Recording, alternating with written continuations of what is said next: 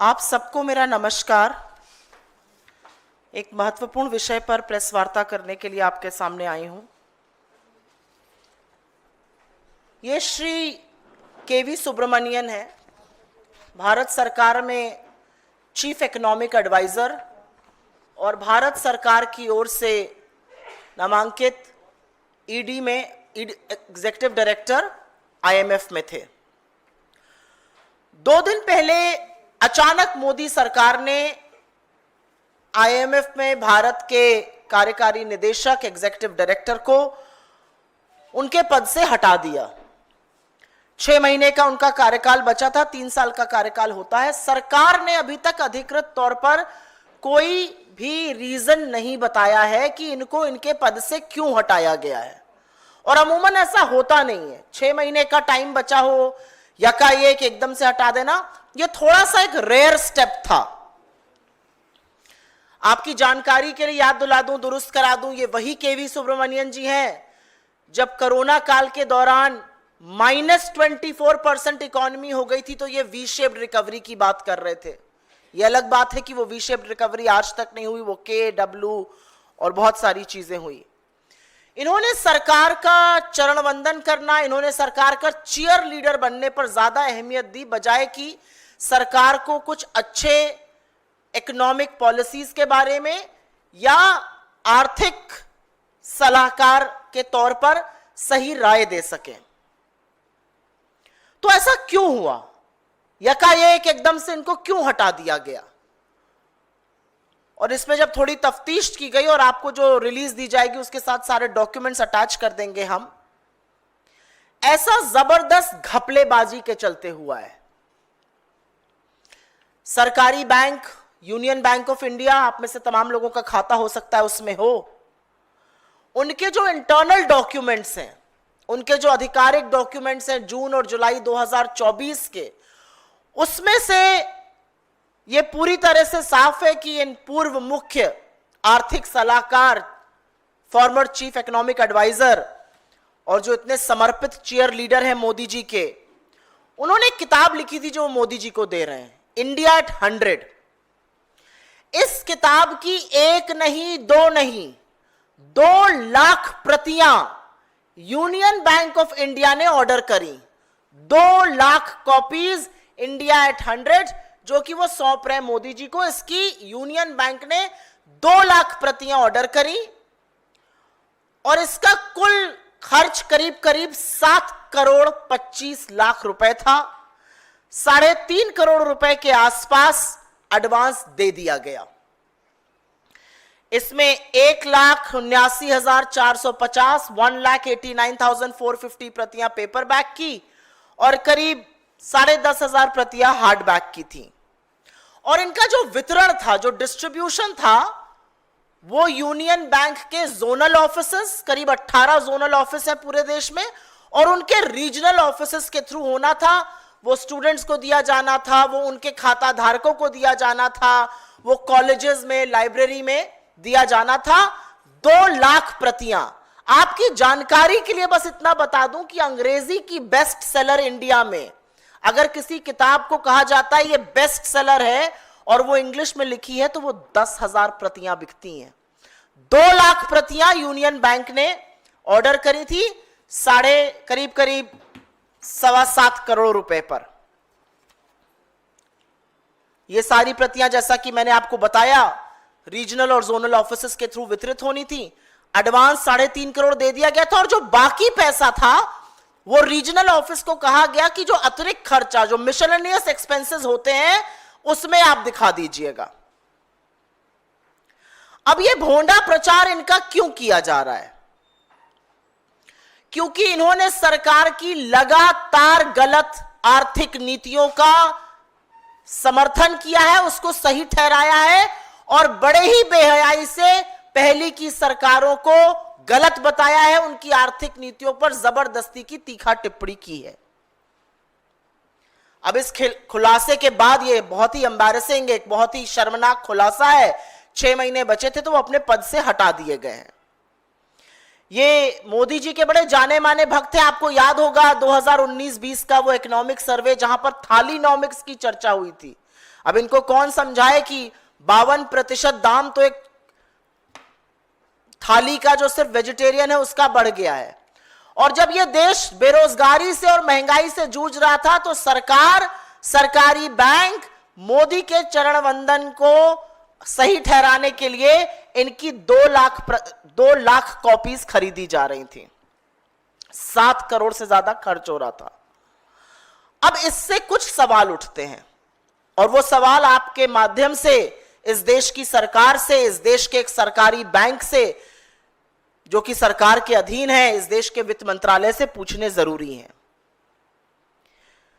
क्या यह सच नहीं है कि यूनियन बैंक ऑफ इंडिया ने 2 लाख प्रतियां खरीदी? क्या यूनियन बैंक ऑफ इंडिया ने अपने बोर्ड ऑफ डायरेक्टर्स से यह पैसा, यह खर्च अप्रूव कराया था? क्या यूनियन बैंक ऑफ इंडिया ने अपने रीजनल ऑफिसेस को कहा कि आप ये पैसा अपने मिसलेनियस खर्चे में डाल दीजिए? क्या यूनियन बैंक ऑफ इंडिया ने ऐसा करते वक्त डिपार्टमेंट ऑफ फाइनेंशियल सर्विसेज, जो फाइनेंस मिनिस्ट्री का एक डिपार्टमेंट है, उसका अनुमति ली थी? क्या उनके पास बोर्ड का अप्रूवल था? यह हमारा पहला सवाल है। और क्योंकि यह पैसा बीजेपी के हेडक्वार्टर से नहीं आया था, ऐसा नहीं था कि यूनियन बैंक को यह पैसा बीजेपी वाले मोदी जी की छवि सुधारने के लिए, मोदी जी के चरण वंदन के लिए दे रहे हैं। यह पैसा इस देश का पब्लिक फंड है, आपका, हमारा, जनता का पैसा है, क्योंकि यह सार्वजनिक बैंक है। तो इसका दुरुपयोग क्यों किया गया और क्या जो धारक करता होते हैं, जो डिपॉजिटर्स हैं, जो जमा करता है, उनको इस बारे में जानकारी थी? और क्या यह जिम्मेदारी नहीं थी बैंक की, अंडर द फिड्यूशरी रिस्पॉन्सिबिलिटी, कि वो ऐसा ना करें, लोगों के पैसे को सुरक्षित रखें? तीसरा सवाल, क्या वित्त मंत्रालय ने इस बात की जांच की है कि इतनी बेशर्मी से यह कॉन्फ्लिक्ट ऑफ इंटरेस्ट कैसे हुआ? और सिर्फ क्योंकि कृष्णमूर्ति सुब्रमण्यन जी सरकार के बड़े नजदीक थे, सरकार का बड़ा गुणगान करते थे, क्या सिर्फ इसीलिए उनको छूट दी गई ये कॉन्फ्लिक्ट ऑफ इंटरेस्ट करते हुए? इसके अलावा एक और आरोप लग रहा है और यह बहुत संगीन आरोप है। आरोप है कि यूनियन बैंक ऑफ इंडिया की एमडी और सीईओ सुश्री मणि मेखलाई, जिनका जून 2025 में एक्सटेंशन होना है, उन्होंने इस एक्सटेंशन के लिए क्या यह अपरोक्ष रिश्वत दी गई है? क्या उनके जानकारी में यह सब हुआ है? क्योंकि जितनी ज्यादा किताबें बिकेंगी उतनी ज्यादा रॉयल्टी राइटर को मिलती है। इसके बिकने से करीब 90-92 लाख रुपए की उनको रॉयल्टी मिलती। तो इस बात का जवाब कौन देगा कि अपरोक्ष रूप से उनको फायदा क्यों पहुंचाया गया, स्पेशली जब एक्सटेंशन का मामला चल रहा था? और अंतिम सवाल यह है कि क्या वित्त मंत्री निर्मला सीतारमण जी इस लेन देन पर कोई सफाई देंगी? पीएमओ इसमें किस हद तक और क्यों संलग्न था, इस बात का जवाब हमें कौन देगा? आपकी जानकारी के लिए बता दूं कि 4 मई को ऑल इंडिया यूनियन बैंक्स की जो एम्प्लॉय एसोसिएशन है, उसने अपने एमडी और सीईओ को इसकी जांच करने के लिए चिट्ठी लिखी है और बोला है कि पब्लिक फंड की बर्बादी ऐसे कैसे हो सकती है। और मैं आगे बढ़ने से पहले एक चीज जरूर यहां बताना चाहती हूं, क्योंकि आप सब एटीएम इस्तेमाल करते हैं, आप लोग तो प्रबुद्ध लोग हैं, अमीर लोग हैं। इस देश के बहुत सारे ऐसे लोग हैं जो मिनिमम बैलेंस नहीं रिटेन कर पाते हैं, जो 5,000 10,000 जो मिनिमम बैलेंस होता है वो नहीं रख पाते हैं। उनके लिए 2 जून की रोटी इकट्ठा करना इस समय मुश्किल है। सरकारी बैंकों ने, क्योंकि ये दिखाता है कि पहुंच वाले लोगों के लिए, चरण वंदन करने वाले लोगों के लिए, केवी सुब्रमण्यन जैसे लोगों के लिए क्या रुख है, अडानी जी के लिए क्या रुख है और आम जनता के लिए क्या रुख है। 2023-24 में सरकारी बैंकों ने करीब 2,300 करोड़ रुपए इकट्ठा किए, सिर्फ और सिर्फ मिनिमम बैलेंस पे पेनल्टी लगाकर। और उसमें इसी यूनियन बैंक ने 126 करोड़ रुपए इकट्ठा किए। ये वो दो आंखें हैं, एक जिनकी आंखों की पुतली केवी सुब्रमण्यन जैसे लोग हैं, अडानी जैसे लोग हैं, और दूसरी वो आंख जिसमें देश की जनता है और उनसे वसूली की जाती है, उन पर डाका डाला जाता है। आपको याद होगा, और ये अंतिम बात कहकर अपनी बात खत्म करती हूं, आपको याद होगा दिसंबर 2024 में नेता विपक्ष श्री राहुल गांधी जी ने ट्वीट किया था और कहा था कि मोदी सरकार ने सार्वजनिक क्षेत्र के बैंकों को जनता की जीवन रेखा जो है उनको केवल अमीर और शक्तिशाली लोगों के लिए पालतू साहूकार बनाकर रख दिया है। मेरा मानना है, हम सबका मानना है, उन्होंने बिल्कुल सही कहा था। यह 100% सच बात है, क्योंकि ऐसे तमाम उदाहरण हैं। केवी सुब्रमण्यन एक उदाहरण है जिनका जबरदस्त कॉन्फ्लिक्ट ऑफ इंटरेस्ट, वो चीफ इकोनॉमिक एडवाइजर, वो आईएमएफ में एग्जीक्यूटिव डायरेक्टर, उनकी किताबें सरकारी बैंक खरीदकर एक नहीं, दो 2 लाख प्रतियां खरीदकर वितरण करवा रहा है। पैसा उनकी जेब में जाएगा क्योंकि रॉयल्टी उनको मिलेगी। ऐसे तमाम उदाहरण हैं। जो सरकार की बातें करेगा, जो उनका भोपू बनेगा, वो तमाम सलाहकारों पदों पर, तमाम भक्त जो हैं वो महत्वपूर्ण पदों पर बिठाए जाएंगे। आरएसएस के तमाम विचारक बड़े बड़े पदों पर आसीन किए जाएंगे। और यह सच है कि मोदी जी ने पिछले 11 साल में अपनी छवि चमकाने वालों को, अपना चरण वंदन करने वालों की एक भक्तों की और एक ट्रोलों की मंडली बनाई है, और उनको इसी तरह से फायदा पहुंचाया जाता है। असलियत यह है कि चाहे वो राष्ट्रमित अडानी हो या आर्थिक तर्क ना देने वाले, मोदी जी के मन की बात करने वाले केवी सुब्रमण्यन हो, उन सबके लिए नए भारत में, अमृतकाल में भ्रष्टाचार के नए आयाम लिखे जा रहे हैं। लेकिन क्योंकि आईएमएफ की बात कर रही हूं, एक अंतिम बात यहां पर करनी जरूरी है, आईएमएफ से रिलेटेड है। पाकिस्तान ने आईएमएफ से करीब 1 अरब से ऊपर का डॉलर का कर्ज मांगा, 1.3 अरब डॉलर का कर्ज मांगा। कांग्रेस ने 29 अप्रैल को ही यह कहा था, जयराम रमेश जी ने ट्वीट किया था, स्टेटमेंट दिया था और कहा था कि भारत सरकार को इसका कड़ा विरोध करना चाहिए। खबरें हैं कि आईएमएफ से पाकिस्तान के कर्ज और फंडिंग की समीक्षा की हमने जो मांग की थी वो भारत सरकार जरूर उठाए, और पाकिस्तान जो भारत विरोधी ताकतों को पनाह देता है, जो आतंकियों को शरण देता है, जो भारत विरोधी गतिविधियों में संलग्न रहता है, उसको ये लोन किसी भी तौर पर ना मिले। 1.3 बिलियन डॉलर का ये loan.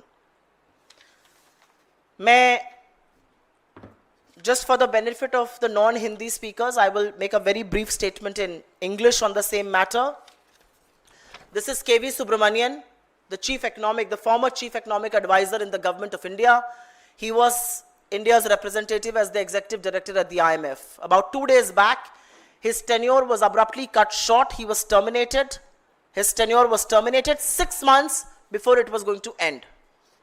And the government has given no possible explanation whatsoever that why was his tenure prematurely terminated. You must remember, he's the same man who, when the economy shrunk by over 24% during COVID, was talking about a V-shaped recovery, one that never happened.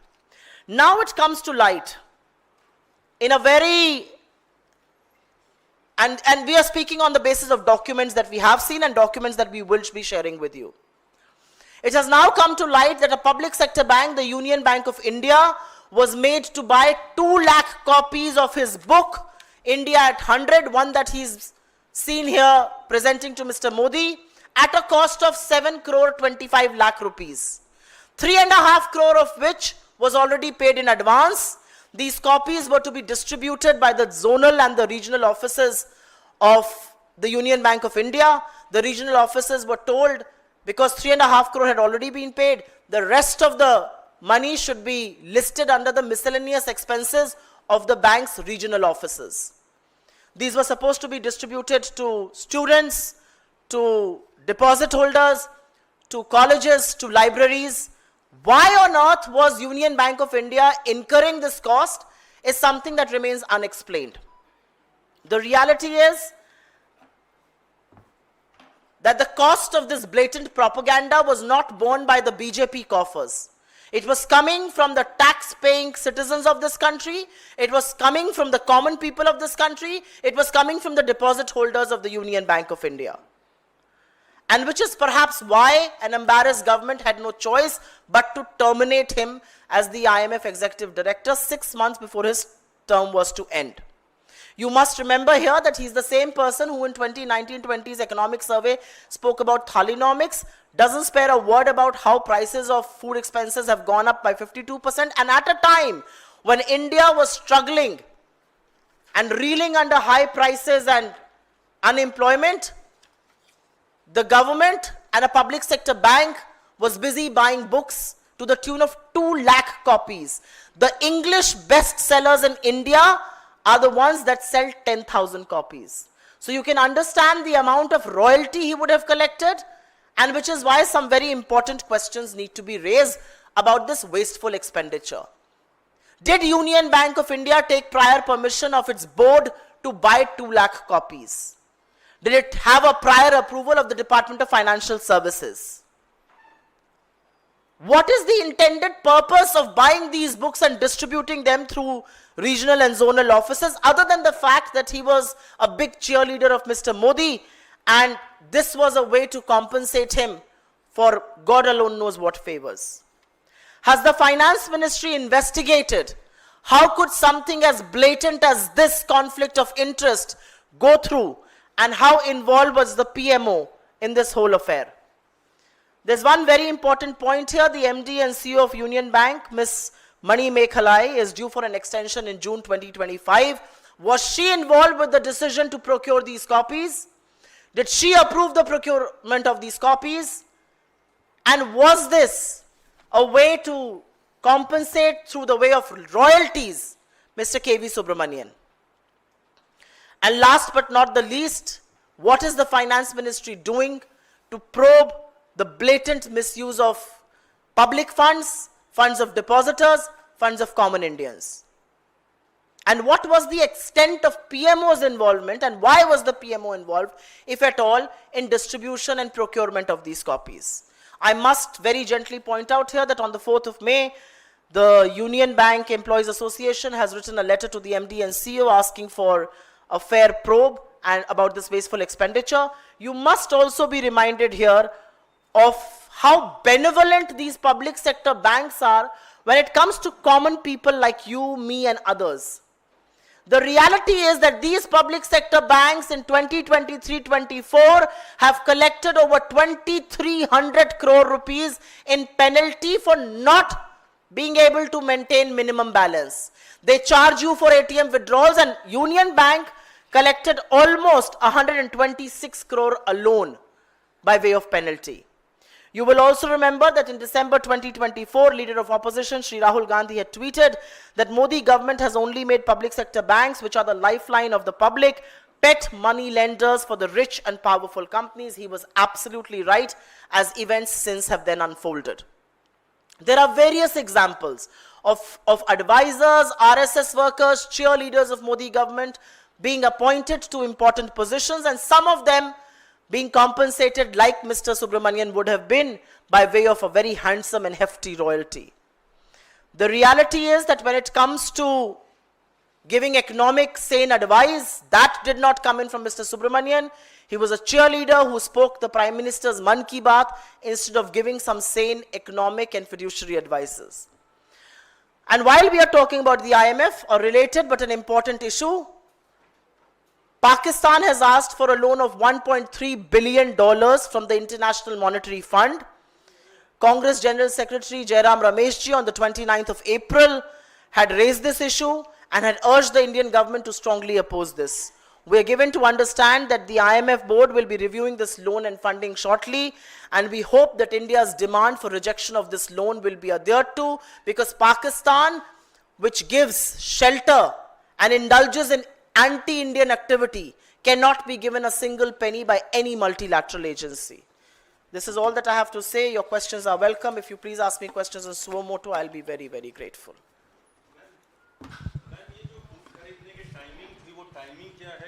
तब वो वहाँ IMF में ही थे?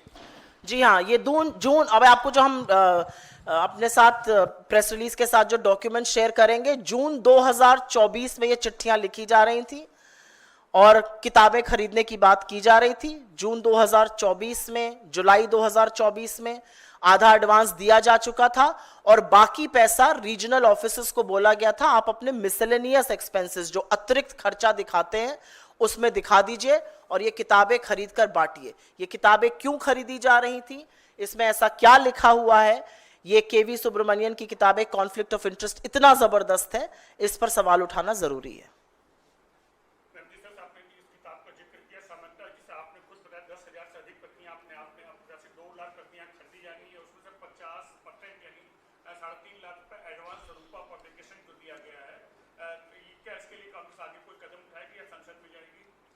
आपके माध्यम से हम सबसे पहले इस सच को दुनिया के सामने ला रहे हैं, आपके माध्यम से हम सरकार से सवाल पूछ रहे हैं, आपके माध्यम से हम ये बताने की कोशिश कर रहे हैं कि एक व्यक्ति जो आईएमएफ में 3 साल के लिए था उसको एकदम से अब्रप्टली उसका टर्म खत्म किया गया, लेकिन इस देश को नहीं बताया गया कि ऐसा क्यों हुआ। और अब पता चलता है ऐसा क्योंकि एम्बैरेसिंग डिटेल्स आ गए थे बाहर, क्योंकि भ्रष्टाचार में ये पूरी सरकार लिप्त है। अदने से अदना इनका नेता और परोक्ष ऊपर बैठे हुए मोदी जी और अडानी जी पूरी तरह से भ्रष्टाचार में लिप्त हैं। और ये भ्रष्टाचार का नहीं तो और किस चीज का उदाहरण है, आप मुझे बताइए।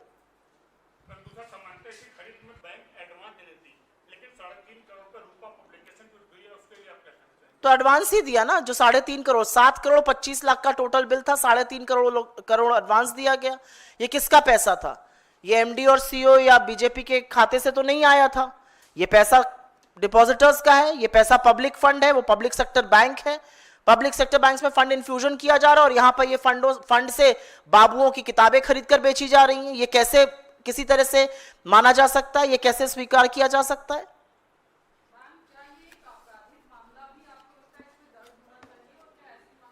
आई डू बिलीव, मुझे ऐसा लगता है कि वित्त मंत्रालय इस पर चुप नहीं रह सकता है। डिपार्टमेंट ऑफ फाइनेंशियल सर्विसेज जो उसका एक डिपार्टमेंट है, जैसे कि डिपार्टमेंट ऑफ इकोनॉमिक अफेयर्स होता है, रेवेन्यू होता है, एक्सपेंडिचर होता है, वैसे डीएफएस उसका जो बैंकिंग डिवीजन है उसको इस मामले में प्रोब करनी चाहिए, जांच करनी चाहिए और सार्वजनिक करना चाहिए कि क्या ऐसी कोई जांच की गई। इतनी बड़ी बात हुई है, आपने उनका टर्मिनेट किया है 6 महीने पहले, आप इस देश को क्यों नहीं बताते कि आपको जांच में और क्या पता चला? अभी तो यूनियन बैंक की बात पता चली है, हमें क्या पता और बैंक भी ये कर रहे थे। ये जांच तो सिर्फ सरकार कर सकती है, ये जांच विपक्ष तो नहीं कर सकता है, ना हम कर सकते हैं बैठकर यहां से। ये जांच सरकार कर सकती है और सरकार को बताना पड़ेगा, क्योंकि ये सब लिस्टेड कंपनीज हैं, यहां पर टैक्स पेयर्स का फंड है, ये पब्लिक फंड है। यहां पर जो अगर कैपिटल इन्फ्यूजन होता है पब्लिक सेक्टर बैंक्स का तो वो कंसोलिडेटेड फंड ऑफ इंडिया से होता है, तो ये एक एक पैसा एक एक पाई का हिसाब देना होगा और बजाय हिसाब देने के सरकार ने चुपचाप से उनका टर्म खत्म कर दिया। टर्म बाद में खत्म करिए आप पहले ये बताइए हमें कि असलियत क्या है, कितना भ्रष्टाचार हुआ है और कितने बैंकों ने किताबें खरीदी हैं। अभी मामला सिर्फ यूनियन बैंक का सामने आया क्योंकि दस्तावेज थे, इसलिए हम उसका नाम लेके बोल रहे हैं। मैम, आपने कहा कि इसके अलावा भी ना जाने कौन कौन से बैंक्स में ऐसा हुआ होगा। आप चाहेंगी कि सरकार कोई पॉलिसी बनाए, कुछ चेक्स एंड बैलेंसेस लेकर आए ताकि जो पब्लिक फंड्स हैं वो मिसयूज ना हो सके? मुझे लगता है ये बहुत बड़ा कॉन्फ्लिक्ट ऑफ इंटरेस्ट है। मुझे लगता है कि अभी तक हम राष्ट्रमित अडानी और नेताओं का देख रहे थे, अब बाबुओं का भी देख रहे हैं। बाबू लोग भी अपनी किताबें छपवा रहे हैं और किताबें छपवा कर उसी सरकार को बेची जा रही है। वो सरकार फ्री में लोगों को बांटेगी, रॉयल्टी कोई वो गवर्नमेंट ऑफ इंडिया को तो देंगे नहीं। वो ये तो नहीं कहेंगे कि बेरोजगारों के खातों में पैसे डाल दो, महिलाओं के खाते में पैसे डाल दो, पीड़ितों को पैसे दे दो, किसानों की एमएसपी कर दो। इसके लिए तो पैसा नहीं, पैसा तो उनके बटुए में जा रहा है।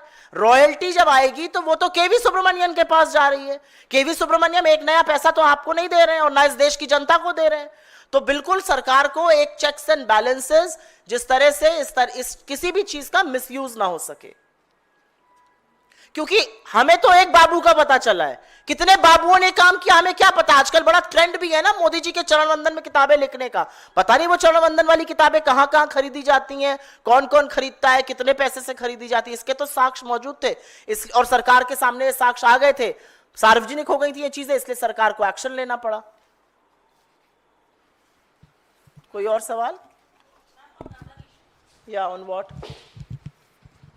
Ma'am, today Congress President Mr. Mallikarjun Kharge has given a big statement saying that there were intel inputs to the Prime Minister and that's the reason why he has cancelled his visit to Jammu Kashmir. Now the BJP is saying that these are all the baseless allegations and if it will be proven wrong then he should give an apology to the country. सर्वप्रथम तो मैं पहलगाम आतंकी हमले के बारे में यह कहना चाहती हूं कि आज 14 से 15 दिन हो गए और मुझे इस बात का दुख है कि शहीद के परिवार के साथ, शहीद की पत्नी के साथ भेड़िए की खाल ओढ़कर लोगों ने क्या क्या किया। नेता प्रतिपक्ष राहुल गांधी जी आज करनाल गए और शहीद विनय नरवाल जी के परिवार से, उनकी पत्नी से मिले, उनको ढांढस बंधाया, उनको विश्वास दिलाया कि यह देश उनके साथ है। इससे पहले वो शहीद शुभम द्विवेदी जी के परिवार से भी मिले थे। इसके पहले वो कश्मीर भी गए थे और वहां पर घायलों से अस्पताल में मिले थे और लोकल लोगों से मिलकर उनकी समस्या, उनका दर्द समझा था और उनको भी हिम्मत दिलाई थी। श्री मल्लिकार्जुन खड़गे जी जो हमारे अध्यक्ष हैं, उन्होंने वही कहा है जो सरकार ने कहा है। सर्वदलीय बैठक में सरकार ने माना था कि चूक हुई है। 14 दिन हो गए, ये पूरा देश आक्रोशित है, उद्वेलित है और देश चाहता है कि ऐसा सबक सिखाया जाए देश विरोधी ताकतों को कि उनकी रूह कांप जाए। मुझे लगता है जो खड़गे जी कह रहे हैं वो देश की अभिलाषा है। कल आपके जैसे प्रबुद्ध पत्रकारों ने तमाम टीवी चैनल और अखबार में यह खबर छापी थी कि सुरक्षा के लोगों ने बताया इंटेल थी। यही तो बोल रहे हैं खड़गे जी। बहुत धन्यवाद आप लोगों का।